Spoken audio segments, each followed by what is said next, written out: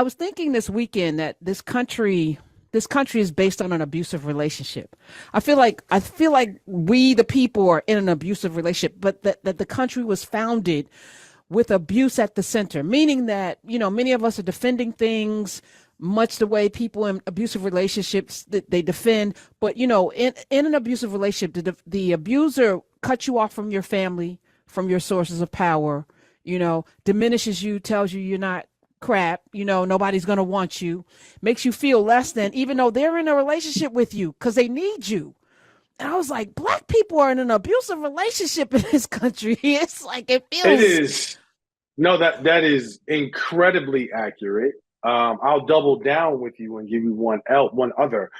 Black people have been socialized to accept American violence. Like American violence is a very unique type of violence, and violence itself is embedded in America's DNA.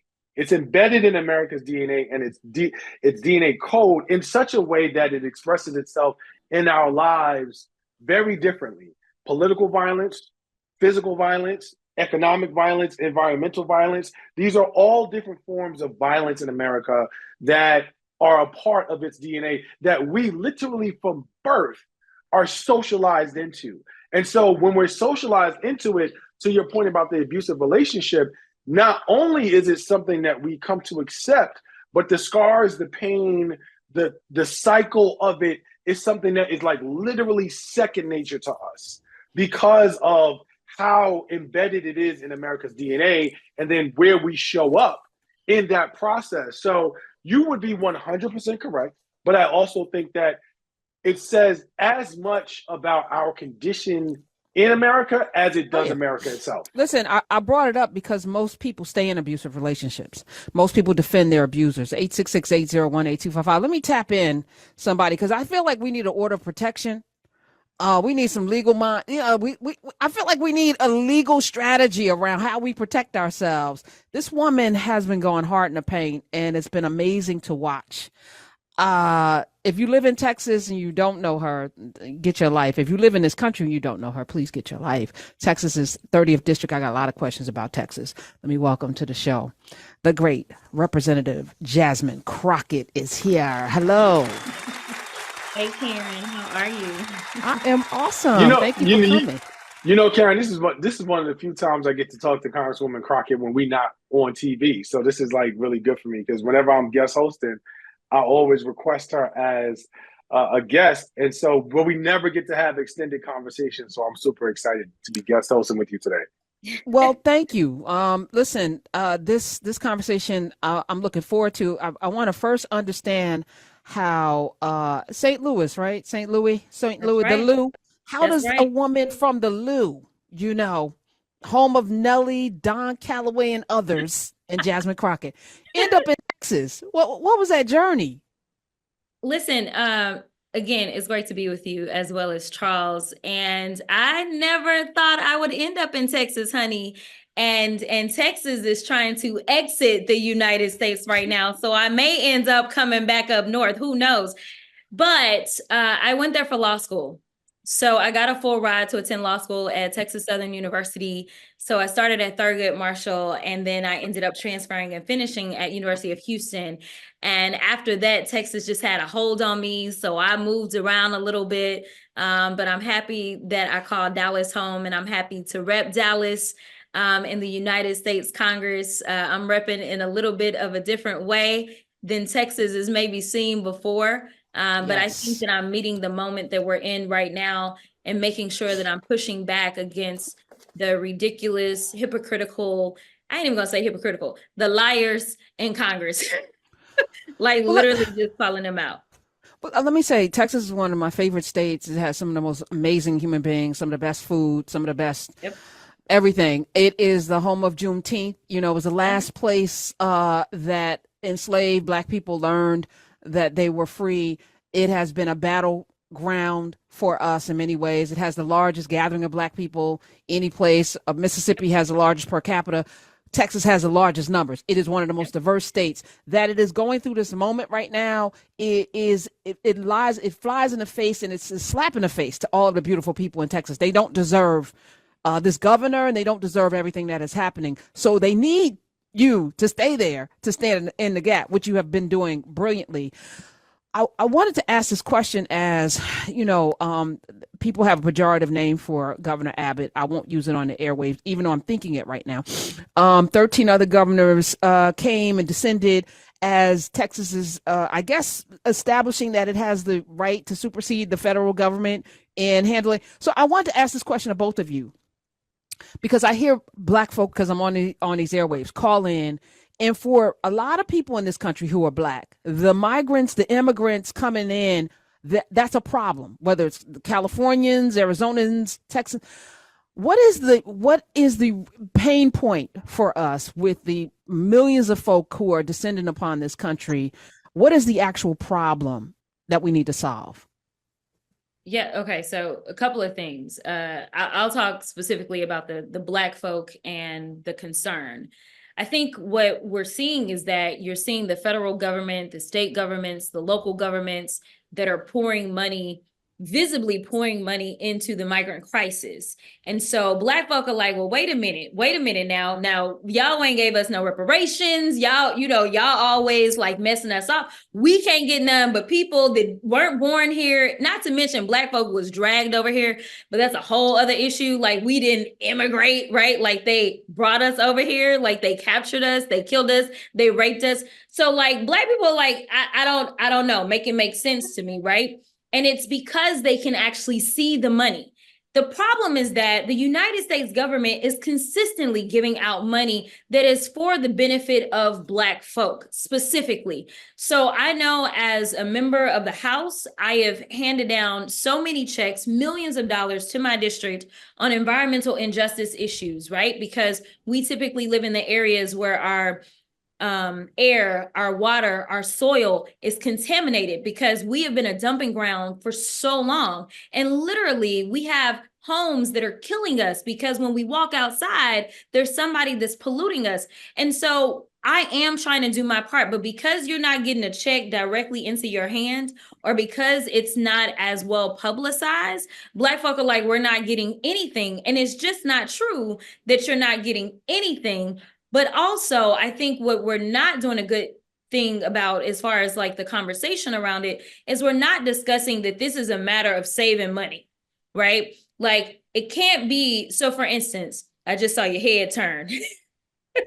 So for instance, when we're trying to deal with whether or not we're going to send foreign aid out, Black people are like, why y'all sending money across the world? Y'all need to keep that money here. Not recognizing that our money and our dollar goes so much further somewhere else. If we were to send our money to Haiti or Honduras or anywhere, it would actually go so much further because the dollar is so strong. In addition to the fact that maybe we can stabilize those areas and keep those people from coming here, because by the time they come here, it is going to cost us more money. But even when we're spending the money, what we need people to understand is that we've been on a birth decline for a minute in the United States. And so if we're going to keep this economy going, immigration actually helps us out. But it's not a matter of these people coming over and laying up. We need to make sure that they're working and they're paying taxes. Hold on, Charles. I was talking with your colleague, Ali Velshi, who comes on the show frequently, and he's from Toronto. And he talked about how Toronto was a dead zone, and then they opened their borders and literally built one of the most cosmopolitan cities on the planet through immigration, through a willful plan of how I was watching another study, a news report. There was a dairy farmer who needs immigrants, but we only allow people to come in seasonally. But there's like whole farm industries. I hate to even say farm industries, but yes, that need workers that we aren't necessarily providing. There's a negative job. There's a lot of jobs available that we can't fill. Go ahead, Charles. I'm sorry. I just wanted to underscore. No, so I think the congresswoman laid out beautifully the many layers to this conversation about immigration and how it functions. A lot of it is misinformation or a lack of understanding. Let's start there. But I think that at the end of the day, at its core, we're talking about a conversation about the illusion of competing narratives and the illusion of scarcity. If we were in a space where we could have an honest dialogue, just from a very like basic ground level, granular perspective, it seems to be very problematic for a number of Black people in America that we cannot get started a conversation about reparations. But in the same breath, it takes very little to make the decision to send literally hundreds of millions of dollars outside of America or to give immigrants who are coming into the country cash money. And we can't even get started with a study about reparations as if someone said Voldemort or Beetlejuice 8 times. Like, it's not something that people will even entertain. And I think that for Black people in America who have been catching hell literally since we've been in America, that is a very hard pill to swallow. So that is like partially number one. I think also, as you've seen and this is very relevant in sanctuary cities like Chicago and New York City, or so-called sanctuary cities, as you see these particular spaces become increasingly less inhabitable for working class Black people, where they cannot have places to live, they're having trouble finding accommodations, they are not having jobs that are keeping up with the wages, are not keeping up with the cost of living in these cities.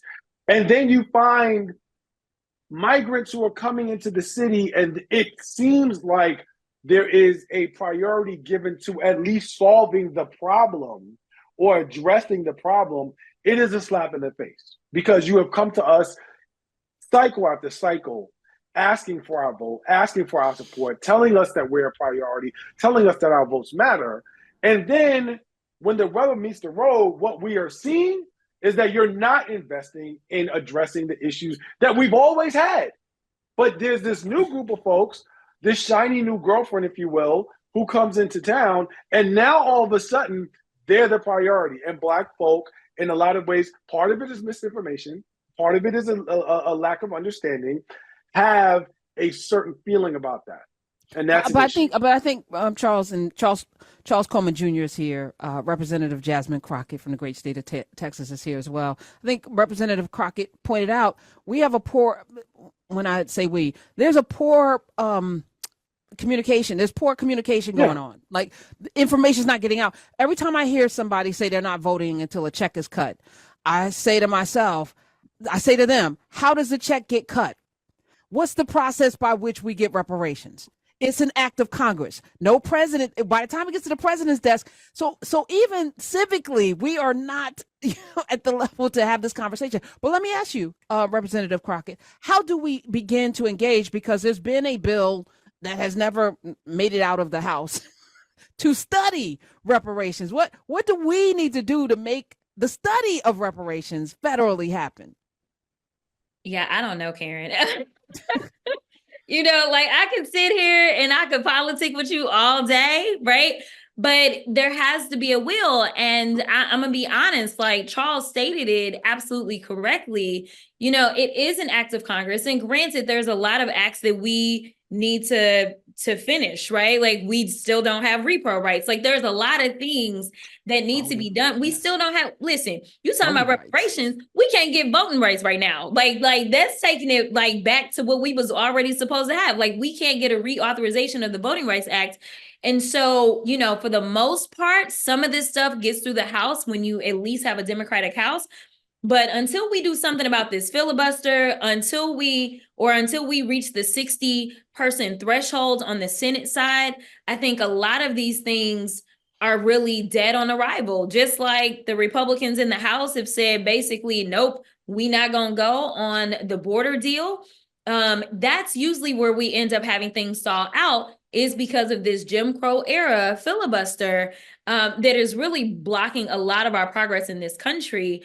But, you know, what's frustrating is that becomes the brand. The brand then is tied down to, say, a democratically controlled Senate. And the next thing you know, people are saying, well, y'all had control of everything and y'all ain't do nothing. And it's like, yeah, we did do stuff, Did we do enough? Probably not. But again, from a civic standpoint, we just don't have the 60-person thresholds. Should DC have statehood to help us out with that? Absolutely, right? Like, there's a lot of things that we could do, but we can't get DC no statehood either, for one of the very same reasons, is this blockade that we have a lot of times in the Senate. And I don't know that if the Republicans get control of the Senate, that they won't get rid of the filibuster. Something tells me to get their draconian agenda across, they will do any and everything. But Congressman Crockett, like, on a certain level, I think that part of the reason why people are disaffected with the politics of Washington is, if you are someone who considers yourself to be a centrist or a common sense person or a pragmatist or someone on the left, so I'm going from center all the way left, it can oftentimes feel like finger pointing between two sides who are playing a different game. So for decades, we have seen Democrats operate in both the House and the Senate as though there is some sort of moral high ground to be won, whereas Republicans are willing to do whatever it takes to get things done. And at the end of the day, there are competing ideologies. Well, is it more important to get things done, or is it more important how you get things done? And I think a lot of Americans are simply tired of the finger pointing between the two parties and say, oh, well, they're willing to get rid of the filibuster. Well, if that's what it takes, Chuck Schumer. So I think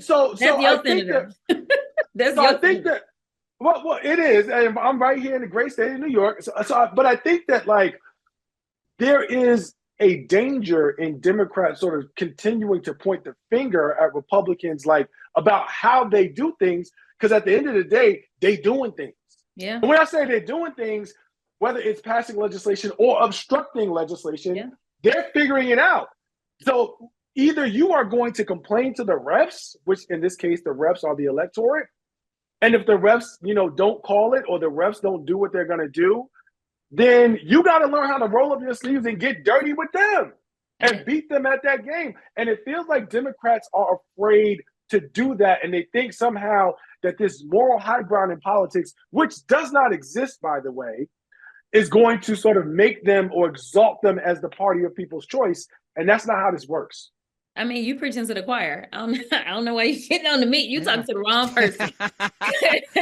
Because that is not how I operate. I absolutely agree. I think that, this new crop of Democrats is exactly what most of the party has been waiting on. We are consistently told this is the type of energy that we need. I think it's one reason that you do see some pushback about the president's age. I don't know if it's so much his age, because wasn't nobody pushing back about Bernie and his age. And we know that Trump is barely younger than Biden. But I think that there is this association that the younger the Democrat, maybe the feistier and the more willing the younger Democrats are to go toe to toe instead of just sitting there. But you got to understand, like, I don't plan on checking out in the next 5 to 10 years. Like, God willing, like, I'm going to be here. So it's certain things I just can't deal with. Like, we need to acknowledge climate change. We need to make sure that women are going to have access to repro rights. We need to make sure that my black butt can still head to the polls and vote for myself. Because if it's up to them, I won't be able to. So, like, that's the energy. Is climate change a winning issue, though? Like, let's be real. Like, it is. Yeah, it is for the younger generation. Yes, yes, it is, Charles. I'm sorry. Yeah. It is. Because we need to breathe. Everybody needs to breathe. We need to breathe and to live. I don't disagree. I just think that I think that for a number of black voters, if you were to ask them what their top 5 issues and priorities are, climate change is not going to appear in 1, 2, or 3, and it probably won't be 4. Maybe 5. They may not use the word climate change, but they will absolutely talk about environmental injustice. I just had a whole crop of people in my office wanting me to do some stuff just this past week. And I mean, literally, it's the cement plants, it's the shingle plants, it's all of these plants that they're living around, and they are being hit with medical bills that they can't afford, whether it's the kids having asthma or whether it's the cancer. They are very concerned. If we're not talking about like the very upper Black folk that aren't necessarily living in these environments. But if we're talking about the Black and brown communities that haven't been able to kind of move out of these environments, these are really big issues for them. They may not call it climate change. They just talk about the environmental issues per se, but it's a big issue for Black folk. I want to know. Is here. Charles Coleman is here. Come on, it's radio. I got a clock. I got to manage all of this. Come on. This ain't, I know you feel good because it's not MSNBC, which I appreciate.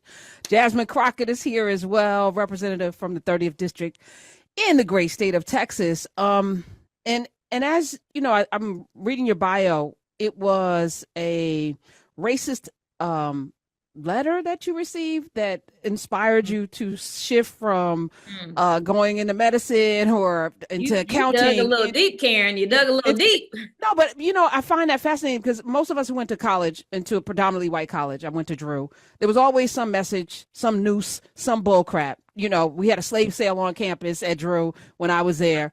So, we are always, on the rugby team, and they actually had a Black kid on a rugby team who dressed in like cloth to be sold. And I said, oh my God, this is crazy. So for you, that inspired you as you were trying to get some justice.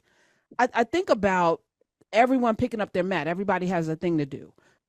Talk about what we can do, because we don't do a talk show here, as you know. This has to be about solutions. And I hear Charles when he says environment is not important, but it is important. It's up to us to make it important. We have to develop the appetite for people to lean in. We aren't talking at people. We are inspiring people to get up and do something.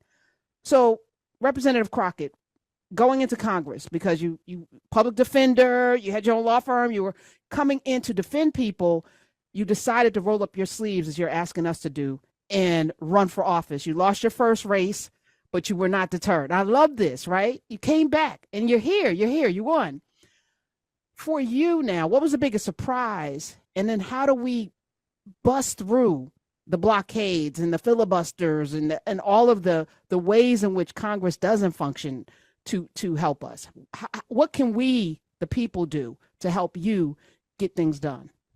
Yeah, so I feel like when it comes to elected officials, there's like a select group, and people always say, they going out and they cherry picking and they got their own people, instead of the people being the ones that are actually elevating their public servants.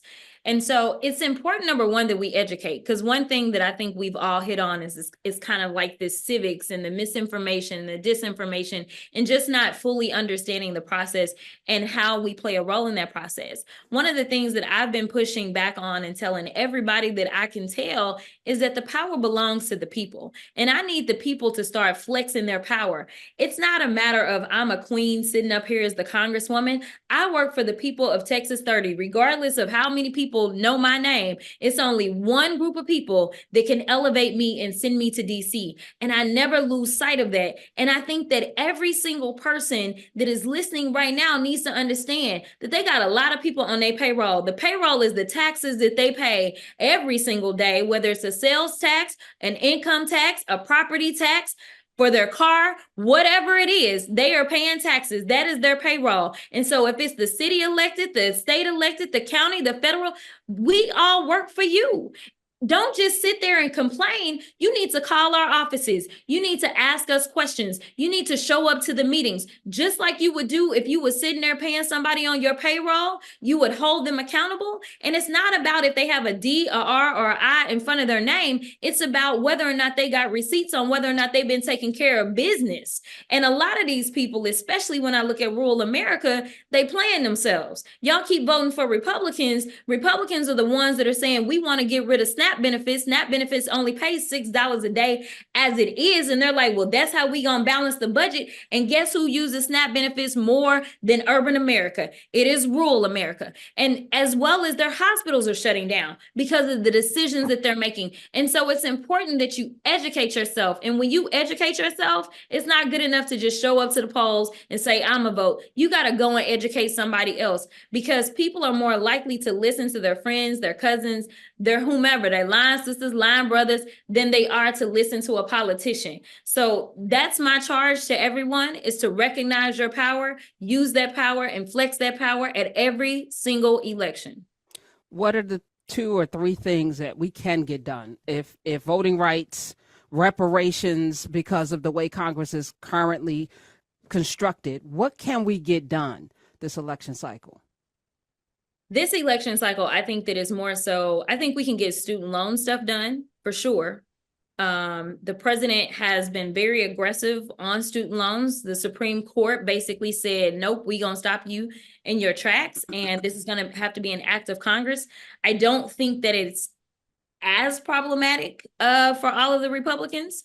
And so I think that we may be able to get something done with student loan debt. And what does that mean specifically for Black folk? We know that the easiest and quickest way to build wealth is by being able to buy property. We know that your debt to income ratio is affected by the amount of debt that you carry. If we can relieve some of that debt in the form of student loan, then you can start to build that generational wealth by being able to easily get into, or more easily get into a home. So I think student loan debt is something that we can do. I also think that we can continue to invest in our communities. Right now, they're trying to roll back pretty much any regulation they can find as it relates to the environment. We need to continue to make progress on that. And when I did the Breakfast Club, let me just make it plain, because that's what they told me to say. Listen, we cleaning your lead pipes, we're cleaning all of that right now, but they are trying to pull that money back. And they will if they're given a chance. In addition to, we know that we've been able to lower the cost of prescription drugs. So those that are needing life-saving medications, we will continue to plow that territory, because we know the Dems and Republicans are sick. So this is one of those things that won't necessarily be too partisan either, but it has to be led by the Democrats. Things such as reparations, I'm not really good at politicking in line. I don't see us even getting the study done at this exact moment, honestly. We will see some changes in the Senate. I don't know if we'll see enough changes, but we should have a couple of Black folk that are going to come in. They're younger. In fact, we should have at least 2, if not 3 Black women that enter the Senate, which will be historic in and of itself, to have that many serving at a time. So it's going to be slow, and in my opinion, it's going to be because of the Senate, but I do think that there are still some very basic things that we will be able to accomplish if we are put back in charge. I'm looking at the time. You had a hard out at 3:30. You have to promise to come back. We got callers. We got people that want to talk to you. Representative Crockett, will you come back? I will absolutely come back. Okay, promise. All right. Jasmine Crockett, first of all, thank you for coming on, but thank you for how you serve, not just Texas, but all of us, because you do represent. I appreciate you. I appreciate you.